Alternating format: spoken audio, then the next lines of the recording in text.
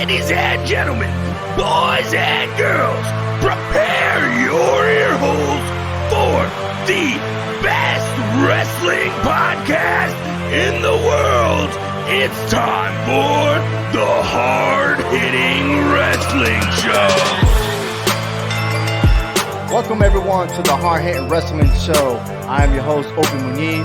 I have a special guest, Tyler Bard, who is with the Connecticut School of Broadcasting, and our wrestling analyst, Hector Vasquez, who's joined me via satellite phone all the way from Waco, Texas. Welcome, everyone. Thank you. How you doing? All right, let's start off real quick with two phases of this show. First, we're going to talk about the latest rumors that's going on between WWE and ESPN, and then we'll head down to our Super Showdown pay-per-view predictions, which is happening this Thursday at 12 o'clock p.m. Eastern Time. So, without a doubt, here we go. Latest rumors going on right now that WWE is trying to sell their rights to their pay-per-view events to ESPN. Now, how does that work? Well, just like UFC, right? You have to, one, be a member of ESPN Plus, which is $4.99 a month, which is not bad if you're into sports and stuff like that. They also do pay-per-views for boxing, UFC, and other sports there. But should WWE work with and sell the rights to ESPN, that's going to cause a lot of ruckus, because that means we're going to be paying for the dedicated diehard WWE fans approximately at least $60 a month. That's going back old school before the WWE network came out. So is it worth doing that? Because understand that WWE is going to try to get revenue, and I know ESPN got a lot of money to give away and stuff like that, and that's probably why Vince McMahon wants to do this. You know, this also comes to a fact that the top two finance officers were fired, okay? Their stocks went down, so what way could WWE improve is just selling their pay-per-view events. So, Tyler, what's your feeling on this? That if they go back to $60 per pay-per-view, I know I will only watch the Big Four. I watch the Big Four. That's what I used to do. When before the WWE Network existed, I watched Survivor Series, Royal Rumble, WrestleMania, and SummerSlam. I didn't watch any of the other ones. And now look how many pay-per-views there are a year. At least 14. Because they throw, and now with Super Showdown and the Greatest Show, they have like 18 shows a year that you get from the WWE Network for only $9.99 a month. So if they take that away, I know for a fact, there's no reason for me to hold the network anymore. I watch it because of the pay-per-views. I would be floored if they put it back to $60 with ESPN, but I completely disagree with it. Okay, how do you feel, Hector? Yeah, I mean, I agree with what Tyler's saying. I mean, that's just going back to old school, you know what I'm saying? Now we got to pay more money as a fan to watch all this, to get all over again. You know, I mean, to me, it's not going to be even worth it. You know, I mean, you got to think about the fans, you know, and, you know, you got to think about the fan base. You're going to lose a lot of fan base going back to this way, you know what I'm saying, just because they want to make money. And, you know, to think about it, was NXT going to be, you know, be part of this? You know, are they going to be included with this? You know, with their pay-per-views, you know. So, I mean, I think WWE really need to think about this. You know, I mean, if it ain't broke, don't fix it. That is perfect. I agree with that statement. And I completely support, you got to support your wrestlers. You got to support wrestling. But that's more in a sense of independent wrestling. I will go pay for the independent shows. I'll pay to see their pay-per-views. I'm not paying $60 to see WWE when I've been paying $10 for the last, 10 years? 6 years? Something like that? How long has the WWE Network been around? Oh, 6 years? Yeah, it's about 6 years, yeah. Yeah, so, you know, I'm kind of, now I'm stuck. I saved a lot of money because I was that guy when I could to pay the pay-per-views when I had DirecTV, right? I was paying 50, 60, you know, it depends because every major event, the price went up. Regular pay-per-views were a little price down and stuff like that. So I was like, okay, you know, let me get the main ones. Like you said, WrestleMania was guaranteed. The Royal Rumble, what's it? Survivor SummerSlam Series and Survivor Series. That's right. So, you know, that really does get into people's pocket. You know, that's why a lot of people went and they have 1 million subscribers, going to WWE Network. And that is just not just included the United States. You're talking about everybody else worldwide. Yeah.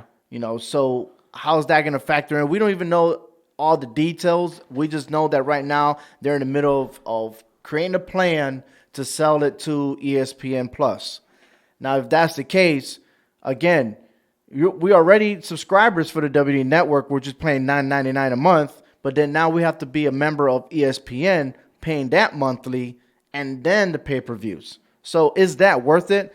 Let me know your thoughts on this. Again, you could respond to Facebook, Twitter, all right, or you could go on to hhwshow.com and lash out what do you feel on this. And not only just this on HHW Show, but we also, Tyler, tell me more about your Facebook channel.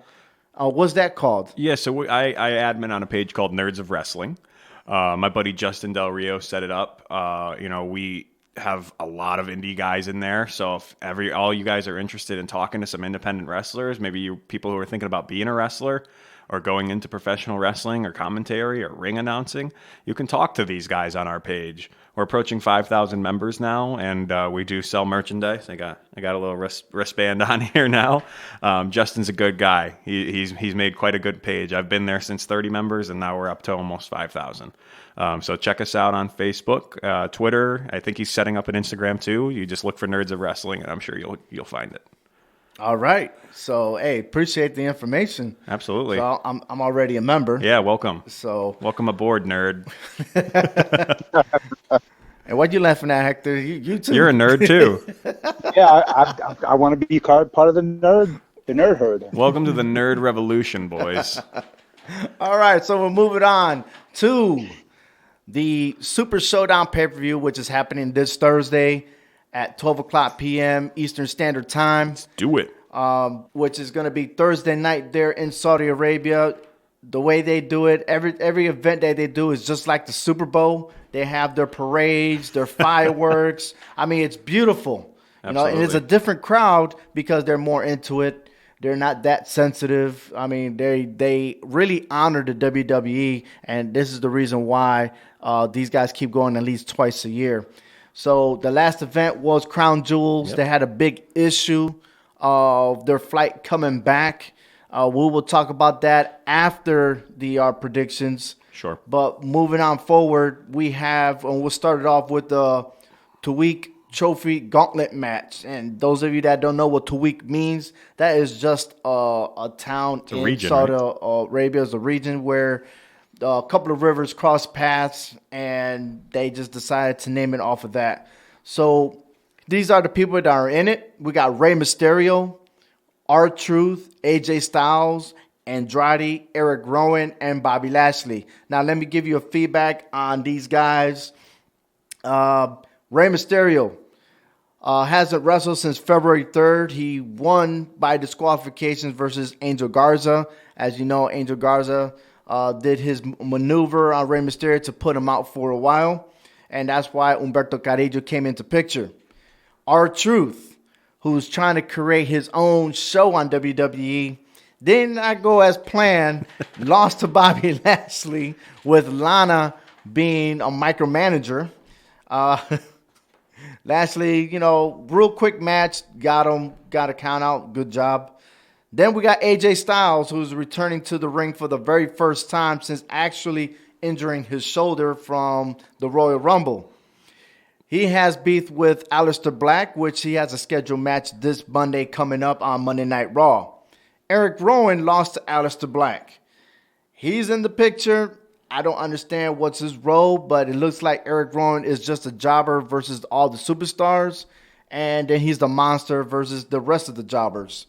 Then you got Andrade, who's returning back from the 30-day suspension. He violated the wellness policy. First match back.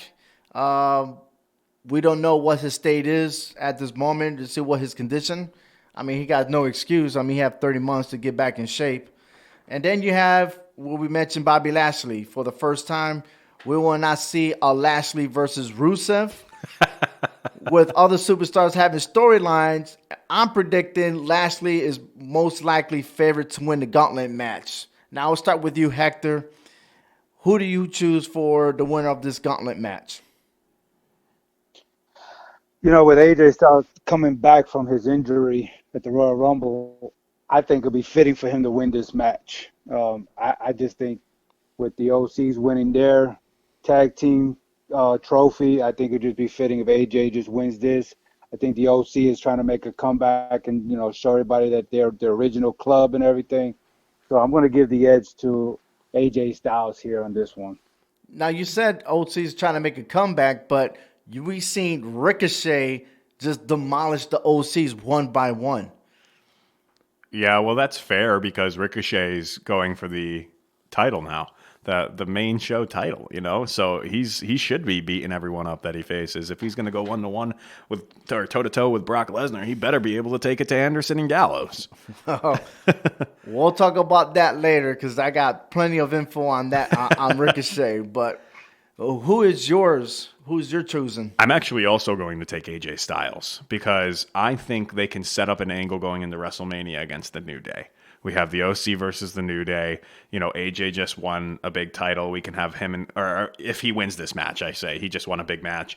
Him and Kofi could square off a little bit, and then we have the hopefully Xavier could at least be ringside, so we can have all of the New Day present at WrestleMania, because it's just weird when you don't have the New Day at WrestleMania, and that those guys can put on a good match. So for that reason, I'm taking AJ Styles. I know I said Bobby Lashley is more favored to win the gauntlet match, but I'm choosing AJ Styles. Yeah. Me and Hector had said it previously in our previous episodes that AJ Styles needs to make a mark. He is the real leader of Monday Night Raw. And we could go back to the Survivor Series when the OCs went over to NXT, right, and retaliate for what NXT had done to Raw. Nobody else came in the picture. Now, I am predicting because AJ Styles will win this, that it's not so much of the New Day, because New Day will have their own issues with the Usos. Yeah. Right? But I'm thinking AJ Styles, the rest of the OCs against the Messiah.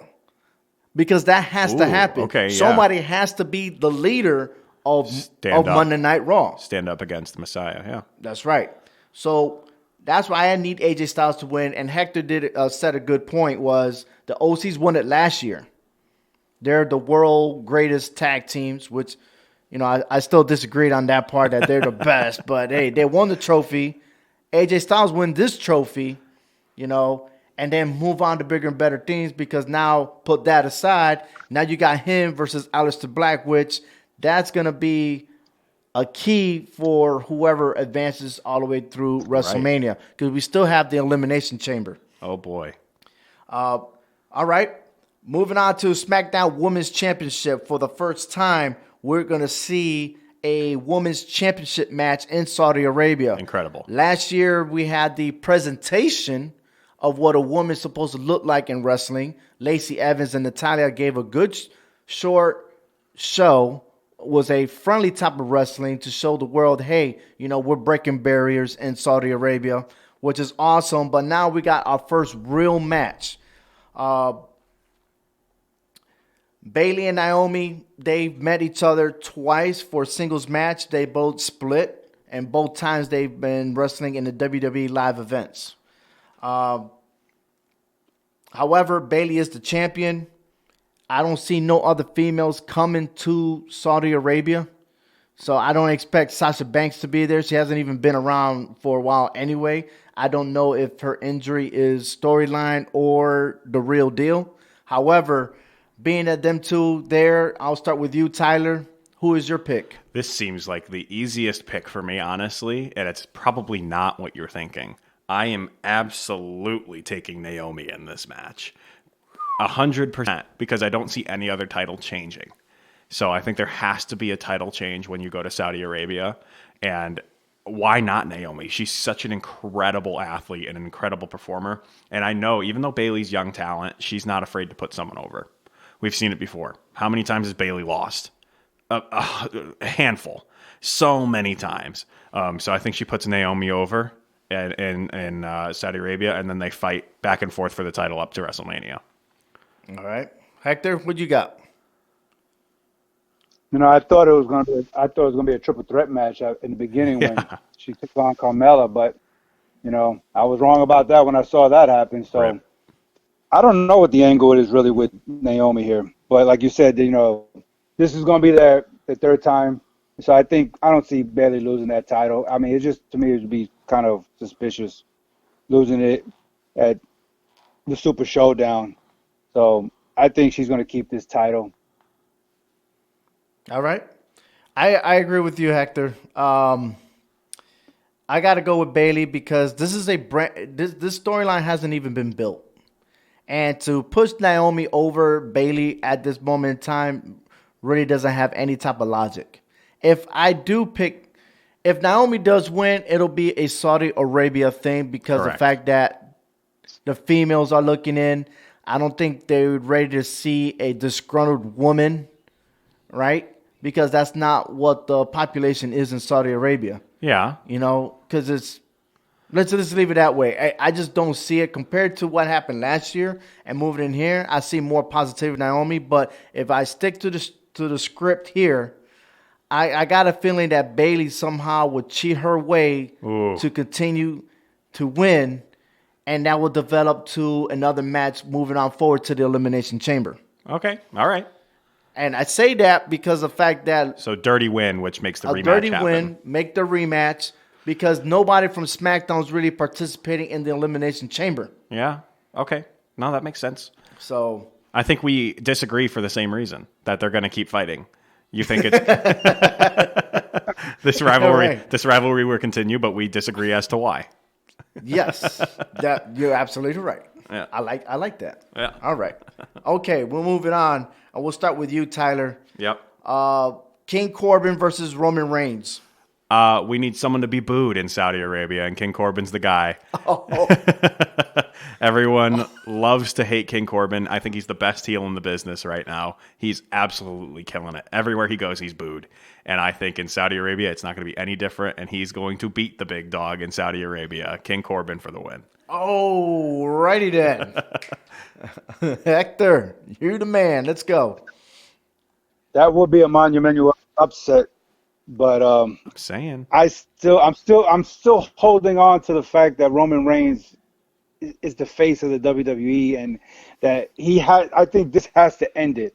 You know, put King Corbin out, move on to bigger and better things, because I can't see him losing this match and thinking that he's going to go into the Elimination Chamber in WrestleMania losing to King Corbin. You know, I think that he needs that momentum built, you know, so he can go on for that title. So I think Roman Reigns is going to win this match. All right, so this is, and they say this is the last match, one-on-one, as agreed by two superstars. But we already know that these two men are going to face each other in the Elimination Chamber. Right. But, I mean, we're talking about one-on-one, okay? Reigns has dominated Corbin Right. 9-2, okay? The last time Reigns participated in a steel cage match, it ended in a controversy finish with Brock Lesnar that made Brock Lesnar remain champion, and that was going back to Greatest Royal Rumble in 2018. So we don't have no Usos, no Ziggler and Rude to interfere. Okay? So Hopefully. what could possibly happen? I doubt that we're going to see the same. No, I'm not even going to say that because anything can happen. What, speared through the cage? Not only that, but the cage might break again, Yeah. and then both of them will land at the same time, and they're going to have to pick a winner, I'm and there's telling going to you. be King Corbin. I'm telling you. But I'm sticking with my guns. Statistically, 9-2, Roman Reigns wins the Underdog. steel cage match. Underdog beats the big dog. I'm telling you. King Corbin can't win, man. Listen to me. There's only one king in Saudi Arabia. You listen to me. King Corbin is going to, they need a heel to win in Saudi Arabia, and they can't. We'll get to the other reasons why, but that's why I'm picking him, because they need someone to boo. All right, SmackDown Tag Team Championship consists of The New Day versus John Morrison and The Miz. Morrison and The Miz have dominated The New Day individually. Now they have finally got their moment now that is just 2-on-2, title for title. Here we go. Here it is. I am still picking the New Day. They are the fan favorites in Saudi Arabia. I don't think the Saudi Arabians know much of The Miz and Morrison together. Okay. They know who The Miz is. I'm sure they know these superstars, but the New Day, they make everything great. Sure. They'll throw some pancakes. Power of positivity, baby. Sweaty skins, lotion on top of those pancakes for them to eat. Hector, you're first. Who you got, man? Well, as long as they got some maple syrup with them pancakes, I go for the New Day myself too. but no, I think that's a fair reason. I like the way this is going with Morrison and The Miz. You know, here's a reunion all over again, but I don't think this is the right time for them to win the title. You know, we still got 2 more pay-per-views for them to do that, but right now I think it's still the New Day's time to reign champions. I got them too. Well, I really do see them winning the titles if they stay together as a WrestleMania moment. Yeah. Okay. I think it's too soon. I think that the New Day will just hand off those titles during WrestleMania. Sure. Because they don't need these titles. They're the biggest wrestling tag team in WWE in years. Yeah. I agree that the New Day is going to win. But again, I don't think it's for the same reason, because I fully agree that I fully think that Saudi Arabia, they wanted John Morrison because they love nostalgia. Otherwise, why in the world is Bill Goldberg coming to Saudi Arabia again? Because Saudi Arabia wanted him there. They like those big names from the past and the Attitude Era and the Ruthless Aggression Era. But I agree. It's not this time. This isn't the match. This is not the match, but hey, it is what it is. New Day. Who knows who? But New Day it is. Speaking about the SmackDown Tag Team Champions, we're moving on to the Raw Tag Team Championship. Seth Rollins and Smurfy Murphy, okay, versus the Street Profits. So the Street Profits are on the rise, but it is in question if they can compete versus the Messiah. And are they tough enough? Because we could go back to WWE Backstage, and Mark Henry really stated that, you know, yeah, they're the comedians, they're outgoing, they're on the rise, but they're not tough enough. He don't think that they're ready for that peak. They're not there yet. So Tyler, I'll start with you. Do you agree with Mark Henry? I don't agree that they're not tough enough. I think they're right there, but they're not smart enough to beat the Monday Night Messiah. He is too smart. And they are one of the better tag teams if WWE would just use them properly, in my opinion. They're just not being used where they should be. But they're not going to get the job done against Seth Rollins. There's no way. No way. I'm taking Monday Night Messiah and his little lackey. All right, Hector, you got the floor. Yeah, you know, I want to hear more of his sermons, you know, see what the Messiah got to bring to the table, you know. But no, the Street Profit, I think this would be a good time for them to show everybody what they're really capable of doing at the next level here on Monday Night Raw, because we know what they were capable of doing on NXT as champions. Yeah. But no, but they're not ready to be tag team champions just yet. You know, yeah, we're enjoying the comedy of it and everything, but we want to see some real action, tag team action between these two. They'll give up a good fight, but yeah, Buddy's going to hide behind his Messiah, and you know he's going to finish him off. So yeah, the tag team will stay the champs. I agree. Yeah. One of the Street Profits is going to get curb stomped by Rollins, and Murphy's going to pin him 1, 2, 3. Mm-hmm. So yeah, I don't see any changes there. I'm just still surprised that they're still tag team champions and not AOP. And what a weird choice. You know, I still feel like AOP and the Viking Raiders should have their moment in WrestleMania. I've been predicting that, but it's kind of hard to focus on that now because of the fact that Murphy and Rollins are the champions. And how long would this stay? I don't know. I don't even know if they'll be able to add more disciples to the Messiah. They will. But if they will, why not? And I'm making a prediction that's not part of this right now, but why not Eric Rowan's to be one of the disciples?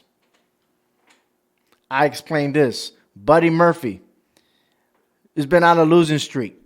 Can't even go past Aleister Black, even though he was motivated enough to step up to the plate. Yeah. Couldn't do it. But then all of a sudden, he get recruited by Seth Rollins.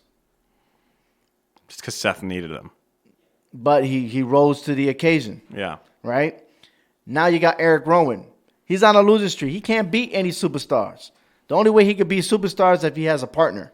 Because definitely he can't do it on his own. And who knows what's in that cage. I still don't understand that part yet. Luke Harper's head. That's what a lot of people are saying. And he still got blood. I don't understand. Right now, it should be funky right now. But I think that they will add maybe one or two more to that group. But it's a very similar feel to something we did a few years back with a Mr. CM Punk, where he's going to enlighten people and to join him and shave their heads, join the Straight Edge Society, join the Monday Night Messiah. I'm excited to see where it goes. Wow. Well, I just hope it doesn't get as big as like the NWO faction. Oh God, they can't. They grew so big, but look at the angle of Seth Rollins, the role that he's playing as the Messiah. Okay, Great and name. we look at biblical things here.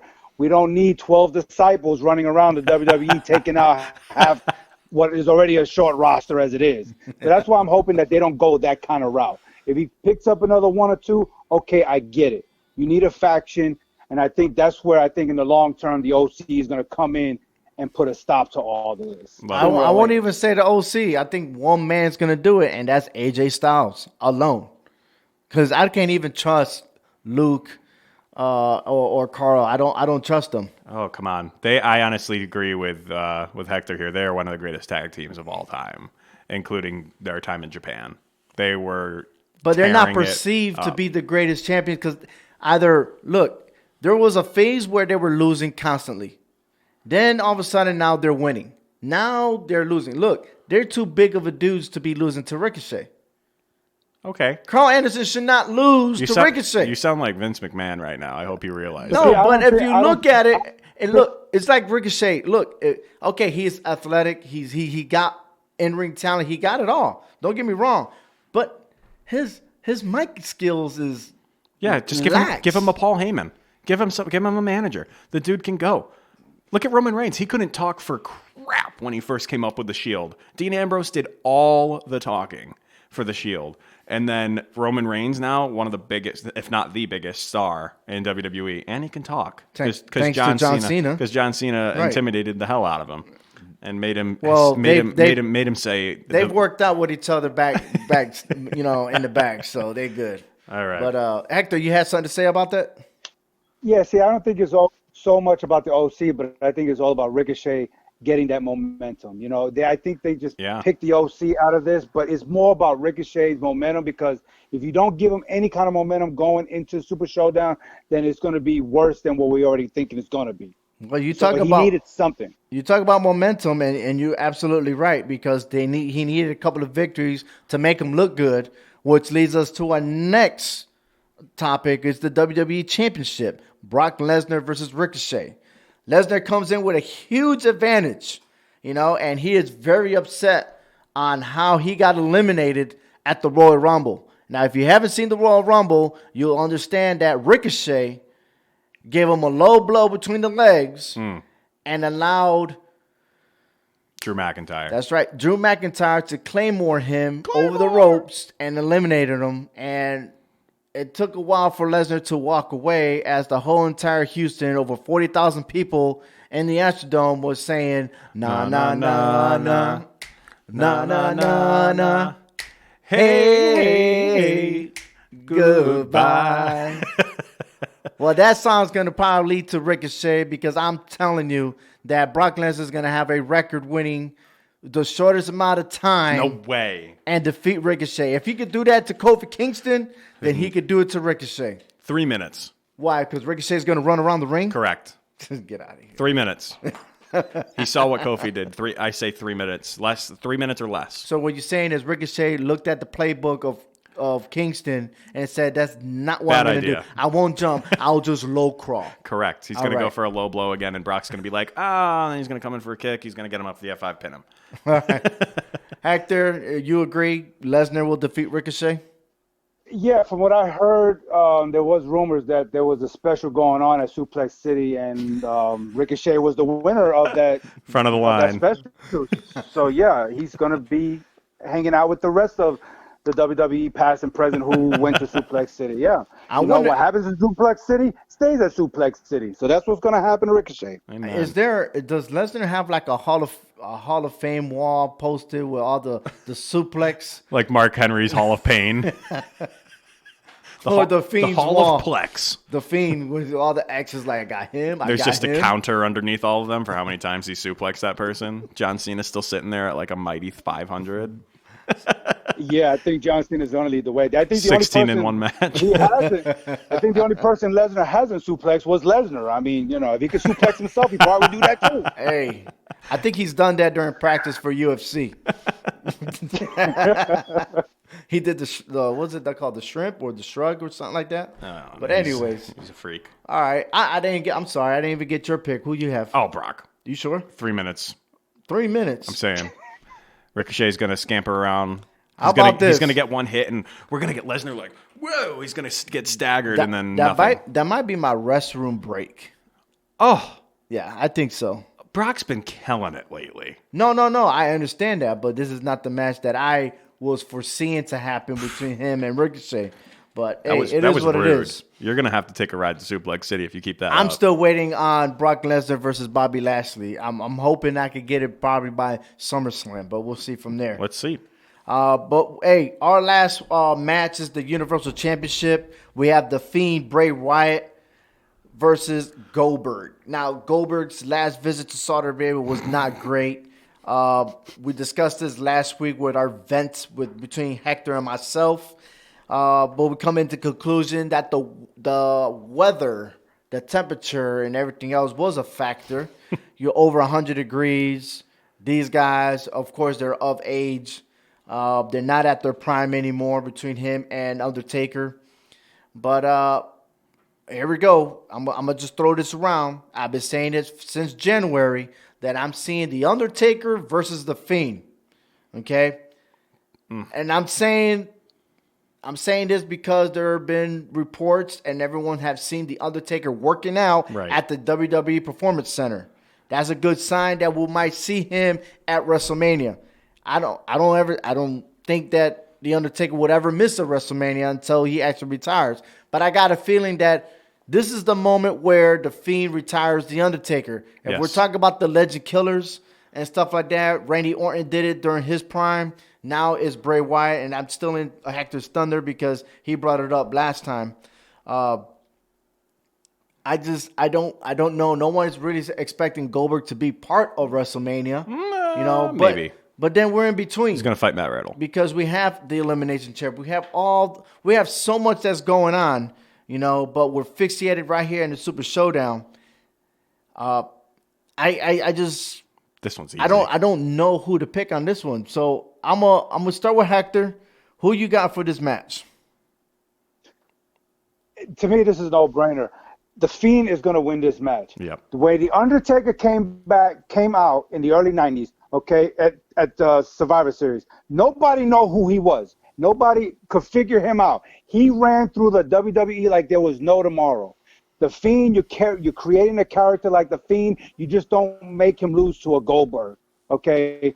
He's becoming the next legend killer like Randy Orton. He's going to take names, okay? And Goldberg is just going to be the next one on his list. You're not going to make this man lose. And if you are right about him going up against The Undertaker, then that will be where The Undertaker is going to get buried once and for all. You have to pass that torch.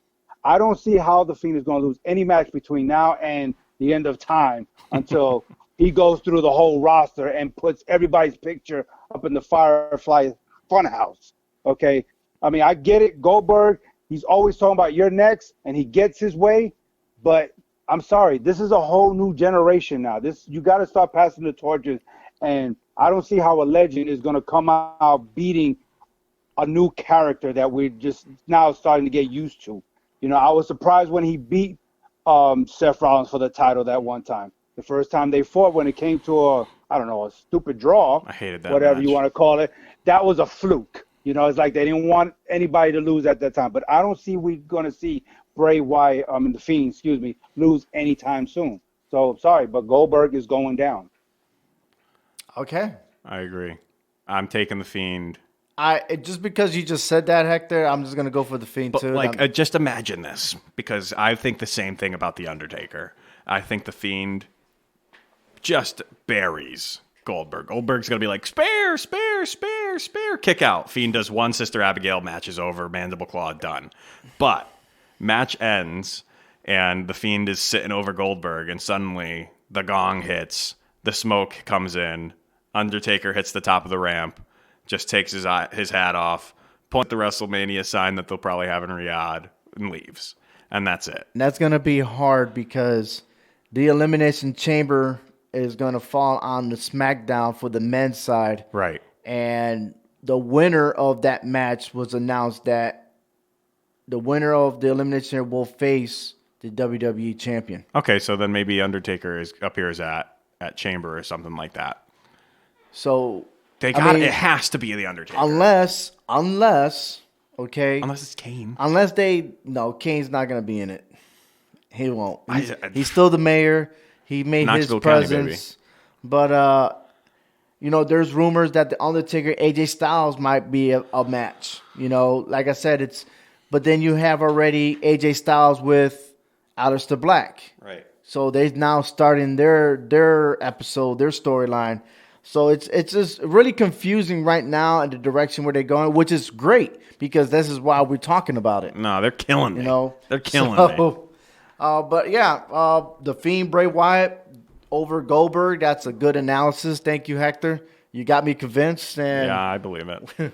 we'll see from there. Now, let me explain to you the people that are not going to be at WrestleMania, at the Super Showdown, It was reported by WrestlingNews.com that Aleister Black won't be there, Mustafa Ali, Kevin Owens, Carl Anderson and Luke Gallows, Sami Zayn, The Revival, and there's supposed to be more added to the list that will not go to Daniel Bryan. Saudi Arabia because the fact of what had happened and their last visit, that they had some discrepancy going on for them to come back to the United States. And that's what allowed the NXT to take over SmackDown. That was the best episode of SmackDown in years. Yes. And then I don't even know if that was the real reason, but whatever audible they did to get that done, there was a news from Adam Cole that received a phone call within 24 hours. He was already there in New York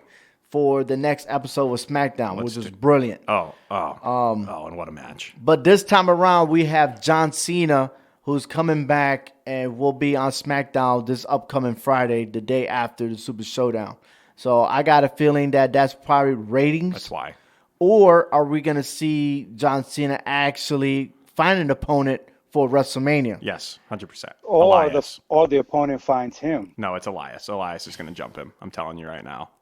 And that's the thing. Elias just became a babyface. So why would he do such a thing? Because John Cena has screwed him every time he's been to WrestleMania. That's or why. John Cena will compliment him, make it true, or will we see a heel of John Cena? Oh. Because he is playing the heel in Fast and the Furious. Oh, that's gross. I hate that theory, but it's so real.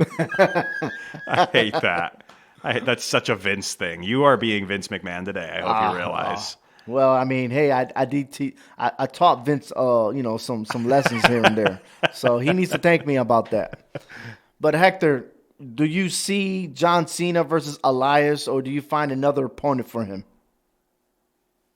Now, I have said to someone over here that if and when Bray Wyatt, the Fiend puts Goldberg out, he's going to wind up making his appearance known to John Cena come Friday.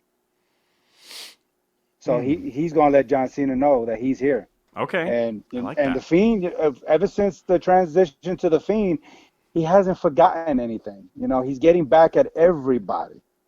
Okay, and he had a feud with John Cena at one time. So, now maybe Bray Wyatt is going to let the Fiend loose, against John Cena. Who knows? That could be another angle. We just don't know. We just got a lot of possibilities because now we got Roman Reigns, John Cena, we got The Fiend, we got The Undertaker. Anything is possible here on SmackDown. This is what we need on SmackDown. I think Raw has been dominating SmackDown for the longest. SmackDown needs this, and it's great conversation, So we need all these great superstars to start bringing SmackDown up, Yeah, dude, if we get The Fiend versus John Cena at WrestleMania, that's my potty match. Something has to change, and again, I mean, will the rules change for the Elimination Chamber? That's the whole. They're going to audible that. They're going to audible that, hands down. They have to. But then you also explain on Roman Reigns is the face of WWE. Hands down. How can we do him wrong? Because of that, is it because the storyline between him and King Corbin that doesn't get him anywhere? You're right. Excuse me, but he is still the face, and he's still the brand. He still carries over from him. I think it's 1 year ago that he became what was it called? Remission. Oh, around there. Yeah. So about a year ago. Yeah, a little less than that, or a little I don't know. We're approaching that. Right. That moment. So, I mean, a lot of things.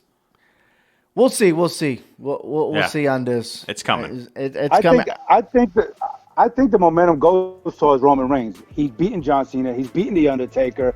He's already put those names on his list.